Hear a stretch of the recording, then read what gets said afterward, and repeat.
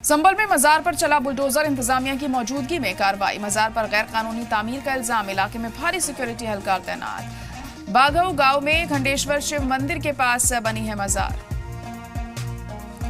इंतजामिया की मौजूदगी में यह कार्रवाई की गई है। संभल में मंदिर के पास बनी मजार को हटाया गया है। गैर कानूनी तामीर का इल्जाम।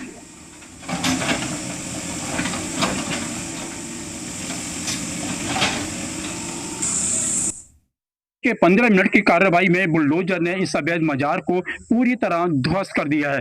थोड़ी देर पहले यहाँ पर ये चमन साहब बाबा की मजार जो था यहाँ पर बनी हुई थी और उस पर पूरी तरीके से यहाँ पे लोग इबादत करते थे। जिसे बताया जा रहा है ये सरकारी जमीन पर अवैध कब्जा करके बनाई गई थी, जिसकी शिकायत राजस्व विभाग ने प्रशासन से की थी और प्रशासन के साथ आज जेसीबी और बुलडोजर लेकर के यहाँ पुलिस फोर्स पहुंची थी और लगभग 15 मिनट की कार्रवाई में इसको जमींदोज कर दिया गया है। और मैं बता दूं आपको, देखें ये मलबा जो पड़ा है पूरी तरीके से जमींदोज कर दिया गया है। इस मलबे के नीचे जो चमन शाह बाबा की अवैध मजार है अब पूरी तरीके से वो जमींदोज हो चुकी है।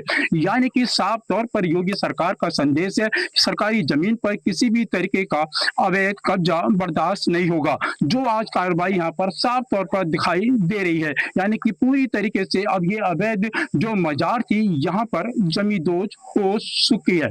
सुनील सिंह, जी मीडिया, संभल।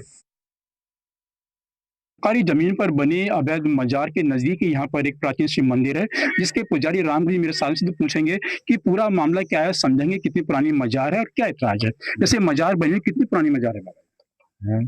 ये मजार कितनी पुरानी है? ये तो पुरानी नहीं है, ये अभी बनी हुई है। जी जी, कैसा लोगों का दावा है कि बहुत पुरानी मजार है? नहीं, दावा कोई बना है, मजार नहीं है, कुछ नहीं था। अच्छा, मंदिर कितना प्राचीन है? पता मंदिर कोई पता नहीं हमें कब तक बना है। हम बराबर में अवैध मजार कैसे बन गई? वो मुकदमा चला, अगर रजिस्टर उठा कर देख लिया जाए, महाराज जी ने पूरे घेन पे चढ़ के सिगन के शामिल होकर बहुत बुरी का से लट चला और बुरी का से मारे।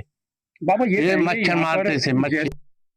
तहसीलदार कोर्ट से आदेश होने के बाद भी अपील का एक मौका दिया गया। जिलाधिकारी कोर्ट में अपील दायर की गई, उसमें भी पुनः सुनवाई करके दोनों पक्षों को और विधिवत एक ऑर्डर पारित करके अपील को खारिज किया गया है। एक बात ये भी इम्पोर्टेंट है कि ये नदी के कैचमेंट एरिया का भी पार्ट है।